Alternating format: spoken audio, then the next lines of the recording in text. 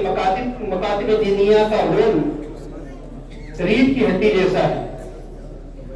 گھر گھر تک بنیادی دینی باتوں کو پہنچانے کا بظاہر نہ کوئی اس سے اچھا نظام ہے اور نہ اس سے کوئی اتنا وسیع نظام ہمارے پاس موجود ہے. یہی وجہ ہے کہ مکاتب کے سلسلے کو بڑھانے اور تقویت پہنچانے پر حضرات اکابر نے بہت زور دیا ہے. میں توجہ چاہوں گا اس موقع پر حضرت مفکر اسلام حضرت ابو الحسن علی الندوی رحمہ اللہ ان کے کچھ جملے جو آپ نے فضلائے مدارس سے کیے ہیں مکاتب کی اہمیت کے سلسلے میں وہ آپ کے سامنے رکھنا چاہتا ہوں. بہت اہم جملے ہیں, آپ ذرا توجہ سے سماعت فرمائیں. حضرت نے فضلائے مدارس سے خطاب کرتے ہوئے فرمایا, معاف کیجیے گا, میں اس وقت عربی مدارس کی افادیت کا اتنا قائل نہیں ہوں کہ قصبے قصبے میں ہو اور ہر جگہ دورہ ہو اور ہر جگہ بخاری شریف ضرور ختم ہو, لیکن ان مکاتب کی ضرورت زیادہ ہے. ہم آپ یہاں بیٹھے ہوئے ہیں اور تیزی کے ساتھ ہندوستان بدل رہا ہے. یہ حضرت نے اپنے دور میں کہا تھا. ہر چیز کو نیشنلائز کیا جا رہا ہے. مسلم یونیورسٹی کی باری آ گئی, کل مدارس کی باری آ سکتی ہے. حضرت نے کہا تھا کل مدارس کی باری آ سکتی ہے, وہ کل آج میں تبدیل ہو چکا ہے. تو اس کے لیے مکاتب کا جال بچھا دیجئے اور مساجد کو مسلمانوں کی زندگی کا مرکز بنائیے. اس کے بعد کے الفاظ بہت اہم ہیں. سب سے اخیر میں انقلاب کے قدم جہاں پہنچیں گے وہ مسجدیں ہیں. انقلاب کے قدم سب سے اخیر میں جہاں پہنچیں گے وہ مسجدیں ہیں. اس لیے آپ ایسی جگہ مراکز بنائیے جہاں دیر میں انقلاب پہنچے یا وہاں انقلاب پہنچتے پہنچتے قیامت آ جائے.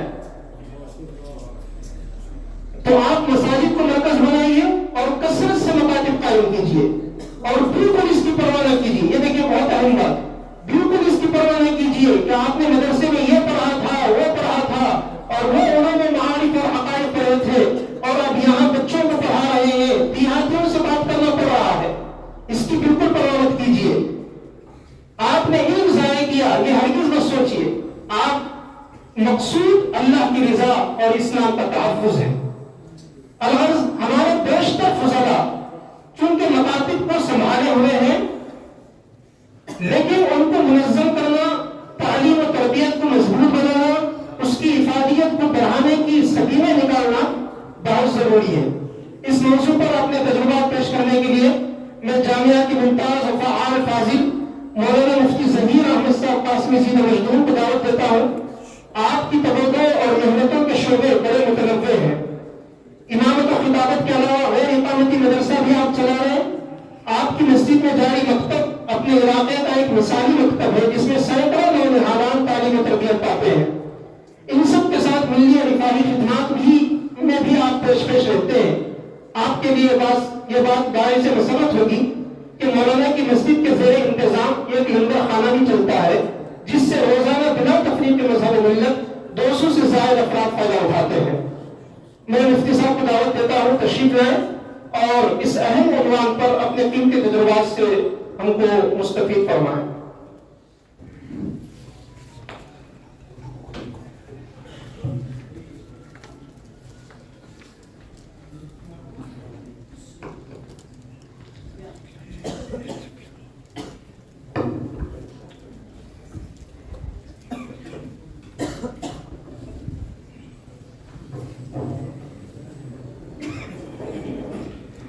السلام علیکم ورحمۃ اللہ وبرکاتہ. نحمده ونصلي على رسوله الكريم اما بعد فاعوذ باللہ من الشیطان الرجیم بسم اللہ الرحمن الرحیم اقرأ باسم ربک الذی خلق خلق الانسان من علق اقرأ وربک الاکرم. وقال النبی صلی اللہ علیہ وسلم خیرکم من تعلم القرآن وعلمه او کما قال علیہ الصلاة والسلام. رب اشرح لي صدری ویسر لي امری واحلل عقدة من لسانی یفقهوا قولی. اللهم صل على سيدنا محمد وعلى آل سيدنا محمد وبارك وسلم. قابل صد احترام حضرت عارف باللہ حضرت اقدس دامت برکاتہم اور میرے مشفق و مہربان حضرات اساتذہ اکرام اور عزیز ساتھیوں، اللہ تعالیٰ کا جتنا بھی ہم شکر ادا کریں کم ہے، بلکہ پوری زندگی صرف اور صرف ہر آن ہر لمحہ اللہ کا شکر ہی ادا کرتے رہیں تو بھی اللہ کا شکر ادا نہیں کر سکیں گے کہ اس نے کروڑوں بندوں میں سے ہمیں کتاب کا وارث بنا کر علم دین کی خدمت کے لیے منتخب فرمایا ہے۔ اور کتاب کے وارث وہی بنتے ہیں جن کا اللہ کے یہاں چناؤ ہوتا ہے۔ قرآن مجید میں اللہ تعالیٰ نے ارشاد فرمایا ہے ثم اورثنا الكتاب الذين اصطفينا من عبادنا، اور پھر کتنی بڑی بشارت ہے علماء اکرام کے لیے۔ حضور اکرم صلی اللہ علیہ وسلم نے ارشاد فرمایا ہے کہ کل قیامت کے دن اللہ تعالیٰ علماء سے خطاب کریں گے، یا معاشر العلماء، اللہ تعالیٰ کہیں گے اے علماء، میں نے تمہارے سینوں میں علم اور حکمت صرف اسی لیے رکھا تھا کہ میرا ارادہ تھا کہ تمہاری مغفرت کروں۔ یہ کتنی بڑی بشارت ہم سب کے لیے، اللہ کرے کہ ہمیں صحیح عالم دین بنائے۔ تو اللہ تعالیٰ کا شکر ہے کہ ہمیں اس بہترین جماعت میں شامل فرمایا، اور ساتھ ہی ساتھ ہمارے اساتذہ اکرام کا بھی ہمیں ہمیشہ شکر ادا کرتے رہنا چاہیے، جن کے ذریعے سے ہم تعلیم اور تربیت پا کر اس جماعت میں شامل ہوئے۔ الحمدللہ۔ اس مختصر تمہید کے بعد بندہ یہ عرض کرنا چاہتا ہے کہ مجھے جو عنوان دیا گیا ہے وہ اس دور فساد اور اس دور ارتداد کا بہت ہی اہم عنوان ہے، اور بالخصوص ہمارے ملک میں جو نیو ایجوکیشن پالیسی لائی گئی ہے، جس کا استاد محترم حضرت مولانا صغیر احمد صاحب ندوی دامت برکاتہم نے ہندو احیاء پرستی کے جو ذیلی عناوین حضرت نے نقل فرمائے ہیں، ان میں سے حضرت نے پہلا جو عنوان نقل فرمایا یہی کہ اس ملک کے اندر ہندو احیاء پرستی کے لیے تعلیمی نیو ایجوکیشن پالیسی لائی گئی ہے۔ تو یہ ہمارے لیے سب سے بڑا چیلنج ہے، جس کے بارے میں ہمارے اکابر حضرات یہ خدشات ظاہر کر رہے ہیں کہ یہ بالکل اسلامی تعلیمات کے مغائر اور عقیدہ توحید کے سراسر خلاف ہونے کی وجہ سے اگر اس بات کو غور سے سنیں، اگر اس تعلیمی پالیسی کے مطابق ہمارے بچے چند سال تعلیم حاصل کر لیں تو ان کا ایمان پر باقی رہنا مشکل ہے۔ جیسے کہ واقعات ہمارے سامنے، آپ نے بھی بہت سارے ویڈیوز دیکھے ہوں گے، اور مکاتب کے جہاں جوڑ ہوتے ہیں وہاں آپ نے یہ باتیں سنی ہوگی کہ ایک مکتب میں 30 بچے ہیں، استاد نے بتایا کہ 30 کے 30 بچوں سے ہم نے جب بات کی تو سب کے سب اسکول میں ہنومان چالیسا پڑھ رہے ہیں، روزانہ جا کر پڑھ رہے ہیں۔ ایسے بہت سارے واقعات ہیں۔ تو اب ہم اپنے بچوں کے ایمان اور اخلاق کی کیسے حفاظت کریں، اور ہم آنے والی نسل کو الحاد اور ارتداد سے کیسے بچائیں، جہاں ہمارے 90% سے زیادہ بچے جا کر تعلیم حاصل کرتے ہیں اور کر رہے ہیں، اور ہم ان کو روک نہیں سکتے ہیں۔ تو اس کا واحد راستہ یہ ہے کہ ہم مضبوط اور منظم مکاتب دینیہ کا قیام عمل میں لائیں، تاکہ ان مکاتب کے ذریعے سے اسکول اور کالج میں پڑھنے والے طلبہ اور طالبات کی ذہن سازی کی جا سکے۔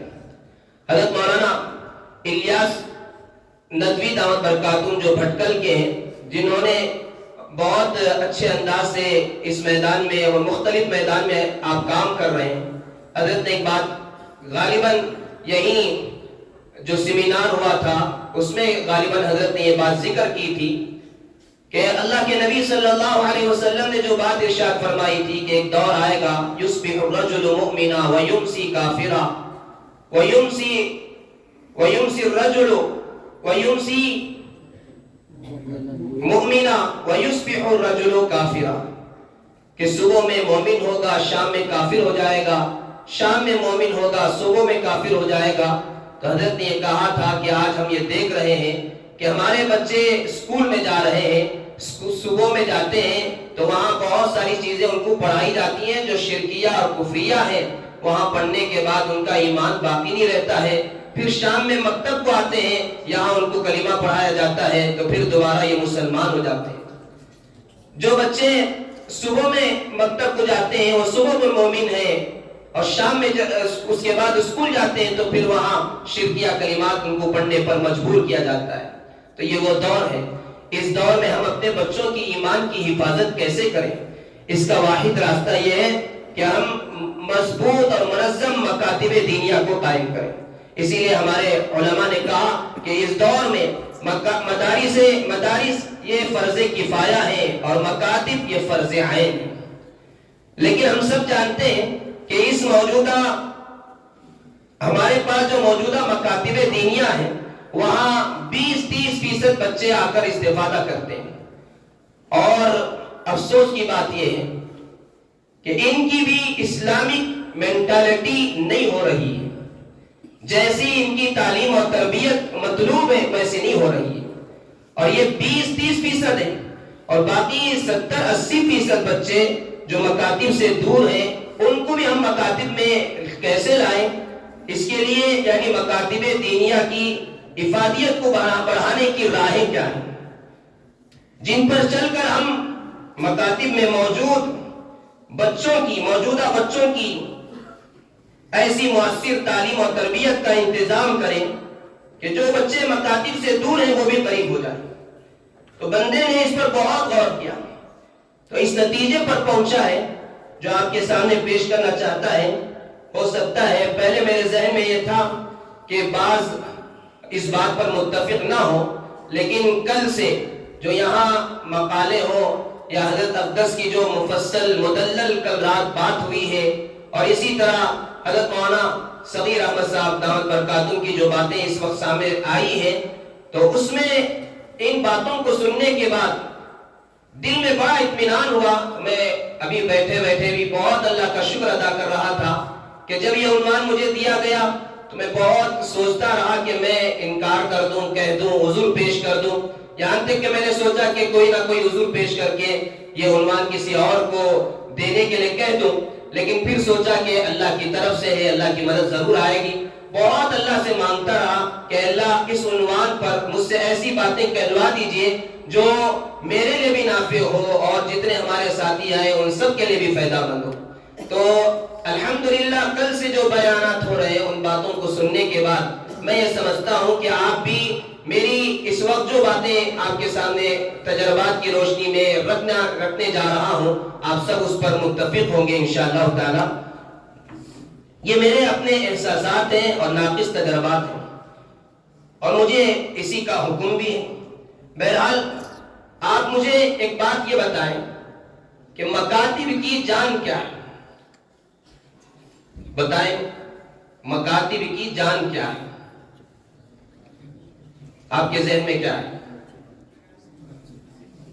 ہو سکتا جی ماشاءاللہ، ڈسپلن، عقائد، اساتذہ، بعض کہیں گے نصاب، بعض کہیں گے نظام۔ یقیناً یہ ساری چیزیں ضروری ہیں، لیکن ہم نے بہت غور کیا کہ الحمدللہ یہ ساری چیزیں مکاتب میں ایک حد تک موجود ہیں، اس کے باوجود ہم پورے کامیاب کیوں نہیں ہیں؟ یہ اہم سوال ہے۔ تو بندے کی ناقص رائے یہ ہے کہ مکاتب کی افادیت کو بڑھانے کی راہ میں اصل کردار جو ادا کر سکتا ہے وہ ہے استاذ۔ لیکن معاف فرمائیں، ہر استاذ نہیں بلکہ ایسا استاذ جس کے اندر چند صفات کا ہونا ضروری ہے۔ بالخصوص دو صفت، ایک ہے کہ استاذ کے اندر صالحیت بھی ہو، اور دوسرا یہ ہے کہ استاذ کے اندر صلاحیت بھی ہو، علم ظاہری کے ساتھ علم باطنی کا بھی مالک ہو، ورنہ تجربہ یہ بتاتا ہے کہ ایسے استاد سے امت کو جیسے فائدہ ہونا ویسا فائدہ نہیں ہوگا۔ حضرت اقدس مولانا صغیر احمد صاحب ندوی دامت برکاتہم نے ہمارے سامنے جو چیلنجز ہیں اس کے مقابلے کے لیے حضرت نے ایک بات بہت اہم پیش کی، اور پہلی بات وہی پیش کی حضرت نے بھی کہ علم باطنی کی سخت ضرورت ہے، تقوی کی سخت ضرورت ہے، ورنہ ایسا ہے محنت کرنے والا، جیسے کہ حضرت نے بڑی پیاری مثال دی کہ درخت کے جڑ میں پانی ڈالنے کے بجائے تنوں پر پانی ڈالنا ہے۔ تو یقیناً اگر استاذ کے اندر صالحیت ہو، اور ہم بار بار کہتے بھی ہیں سنتے بھی ہیں کہ علم سینوں سے سینوں میں منتقل ہوتا ہے، اب ایک طرف غور کریں، کفر اور شرک جو ایک ظلمت ہے، تاریکی ہے، اس نئی تعلیمی پالیسی کے ذریعے ہمارے بچوں کے سینوں میں ڈالا جا رہا ہے، تو اس کو دور کرنے کے لیے ایک نور کی ضرورت ہے، اور وہ نور آتا ہے علم باطنی کے ذریعے سے، جیسے حضرت نے کل مفصل مدلل بات عرض کی کہ علم باطنی کے ذریعے سے دل میں نور آئے گا، اور وہ نور جب آئے گا تو انشاءاللہ تعالی اس نور کے ذریعے سے ہم مکاتب میں آنے والے جو بچے شرک اور کفر سے مختلف اسکولوں میں شکار ہو کر آئیں گے، ان کی ظلمت کو دور کر سکیں گے۔ اس لیے میں یہ بہت ہی مناسب سمجھتا ہوں کہ سب سے پہلا تقاضا یہ ہے، مکاتب کی افادیت کو اگر ہم بڑھانا چاہتے ہیں تو اس کا اصل کردار ادا کرنے والے اساتذہ ہیں۔ ہر استاذ کو چاہیے کہ وہ اپنا اصلاحی تعلق کسی نہ کسی اللہ والے سے قائم کرے، تاکہ ایک مخلص ہمدرد صاحب نسبت استاذ بن سکے۔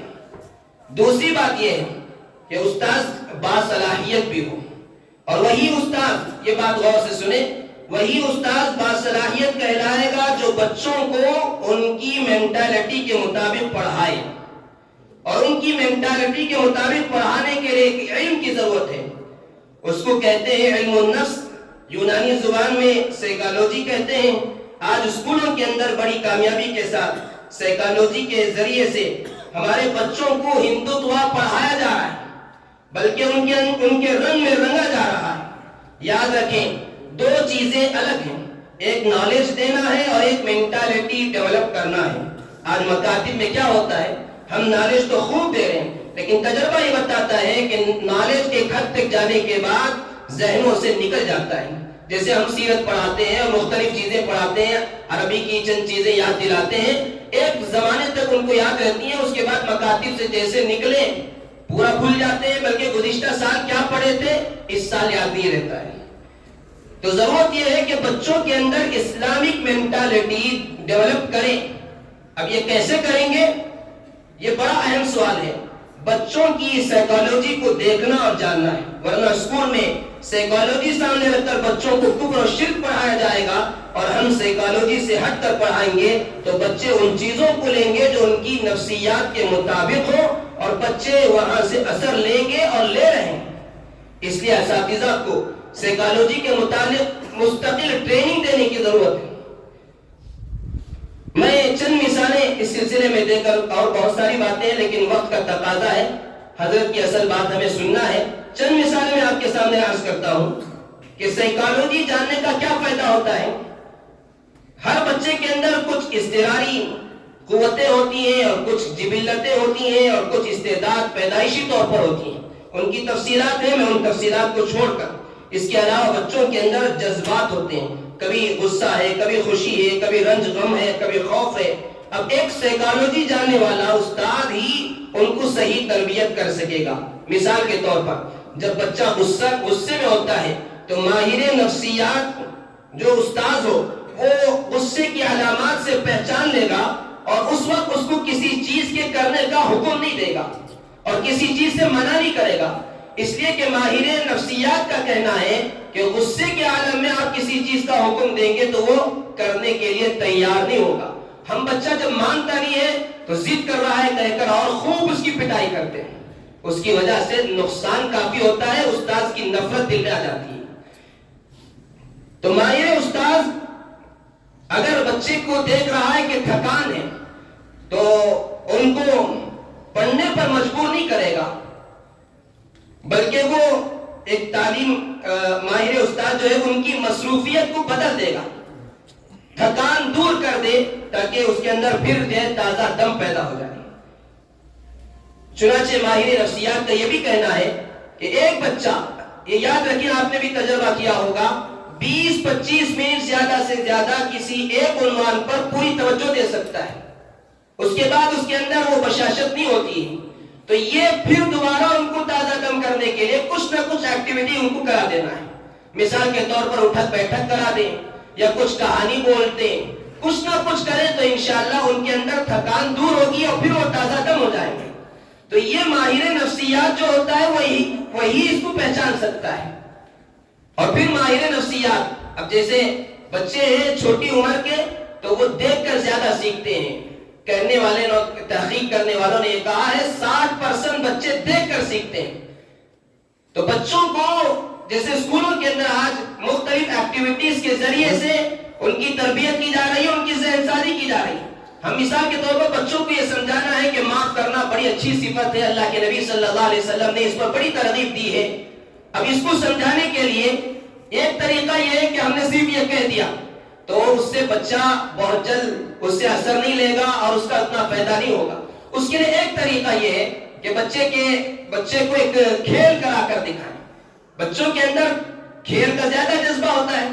2 بچوں کو کھڑائیں، دونوں بچوں کے سر پر ٹوکری رکھ دیں اور 5 افراد کو کھڑا دیں، 5 بچوں کو۔ ان بچوں سے کہیں کہ اس ایک بچے کے ٹوکری میں تم ایک ایک کر کے پتھر ڈالو، بڑے بڑے پتھر ڈالو۔ اب جب جو ہے 5 بچوں نے پتھر ڈال دیے، اب استاد نے کہا دوڑو۔ اب یہ جب دوڑے تو جو بچہ جس کے ٹوکری میں پتھر نہیں تھے وہ بہت تیزی کے ساتھ آگے پہنچ گیا، اور جس کے سر پر بوجھ تھا وہ دیری سے پہنچا۔ اب استاد نے بلا کر پوچھا کہ تم دیری سے کیوں پہنچے؟ تو اس نے کہا کہ میرے سر پر بوجھ تھا، یہ پتھر تھے۔ پھر حضرت نے ان کو اس طرح سمجھانے کی کوشش کی کہ دیکھو اگر تم یہ پتھر نکال دیتے تو تمہیں دوبارہ نکالنے کے بعد ان کو دوڑایا تو وہ بہت تیزی کے ساتھ دوڑا۔ تو حضرت نے کہا کہ دیکھو اگر تم اس طرح جو تمہیں تکلیف پہنچاتا ہے، پتھر مار رہا ہے، گالی دے رہا ہے، تکلیف دے رہا ہے، اسے دل سے نکال دیا کرو۔ جب نکال دو گے تو تمہارا دل ہلکا ہو جائے گا، تم زندگی کے سفر میں بہت تیزی سے آگے بڑھ جاؤ گے۔ اس طرح بچوں کی ذہن سازی کرنے کی ضرورت ہے۔ ایکٹیویٹیز کے ذریعے سے اگر بچوں کی ہم تربیت کریں تو انشاءاللہ مکاتب کی افادیت بہت بڑھے گی اور ہمارے بچے مکاتب کے اندر آنے والے بنیں گے۔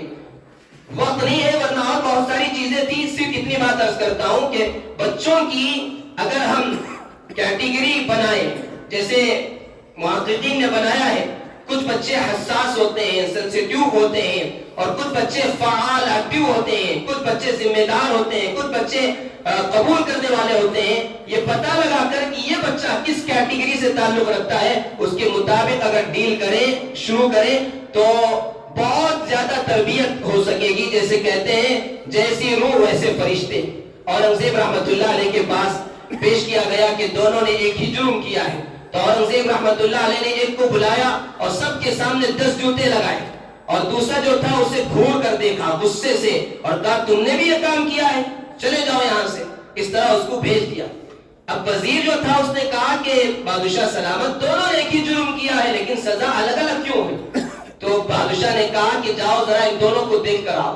تو وہ وزیر گیا تو دیکھا کہ جس کو جوتے پڑے تھے وہ اپنے دوستوں کے ساتھ مل کر ہنس رہا ہے، اور جیسے پہلے تھا ویسے ہی کھیل رہا ہے، اور جو بچہ جس کو صرف گھورا تھا، غصے سے کہا تھا، اس بچے کو دیکھا تو اسے بخار آ گیا ہے، وہ گھر میں پڑا ہوا ہے۔ تو اس سے پتا چلا کہ ہر بچے کا رد عمل الگ الگ ہوتا ہے، تو اسی کے مطابق اس کے ساتھ ہمیں ڈیل کرنا ہے، اس کے ساتھ معاملہ کرنا ہے، تب جا کر بچوں کی صحیح تربیت ہوگی۔ کچھ بیماریاں ہوتی ہیں بچوں کے اندر نفسیاتی طور پر، جیسے ایک بیماری کا نام ہے ADHD، یہ شارٹ کٹ ہے۔ یہ بیماری جن میں ہوتی ہے بچے جذباتی ہوتے ہیں، دوستوں سے جھگڑا بہت کرتے ہیں، پڑھائی میں توجہ نہیں دیتے، بڑوں کی بات نہ مان کر خوش ہوتے ہیں۔ ایک بیماری ہوتی ہے DBD، یہ غصے والے بچے ہوتے ہیں، جب ان کو غصہ آتا ہے برتن پھینکتے ہیں اور چیزیں پھینکتے ہیں. اور ایک بیماری ہوتی ہے جیدی، ان بچوں کی ذہنی نشو نما درست نہیں ہوتی، یہ بہت اداس رہتے ہیں، کلاس میں بھی چپ کے خاموش رہتے ہیں. ایک بیماری ہوتی ہے یسپی، یہ بچے لوگوں میں بیٹھنا نہیں چاہتے، یہ تنہائی پسند ہوتے ہیں. اور ایک بیماری ہوتی ہے یمبی، یہ بڑی خطرناک بیماری ہوتی ہے. جو بچے نشے کے عادی ہوتے ہیں وہ عام طور پر اسی بیماری میں مبتلا ہوتے ہیں.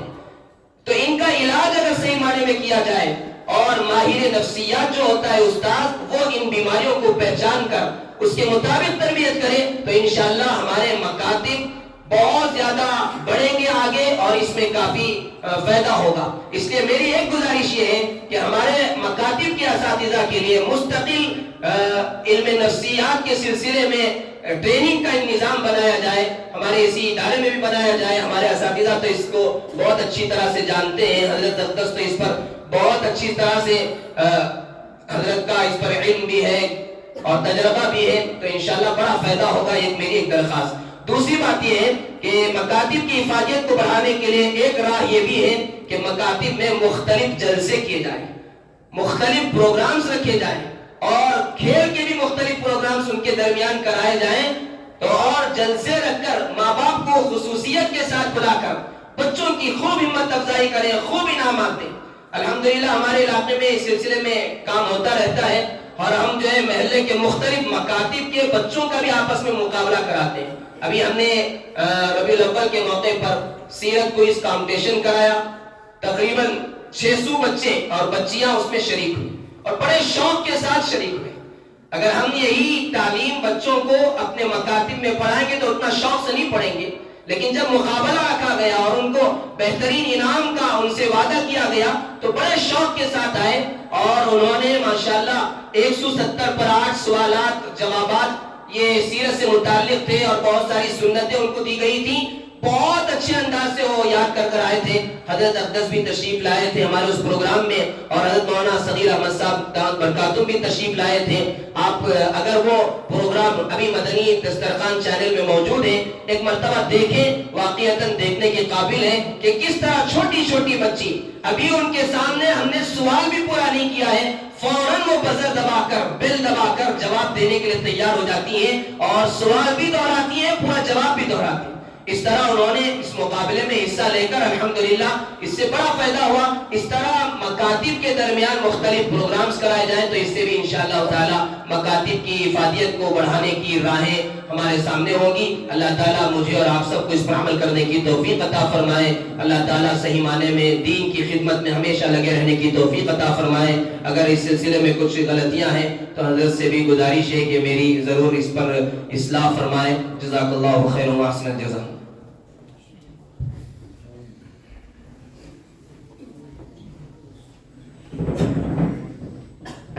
ماشاءاللہ بہت مفید اور کارآمد باتیں ہیں. جو حضرات مکاتب سے جڑے ہوئے ہیں وہ ان باتوں کی قدر کریں اور جن نکات کی طرف توجہ دلائی گئی ہے اسے نوٹ کریں اور اس کی روشنی میں اپنے مکاتب کے نظام کو منظم اور فعال بنانے کی کوشش فرمائیں.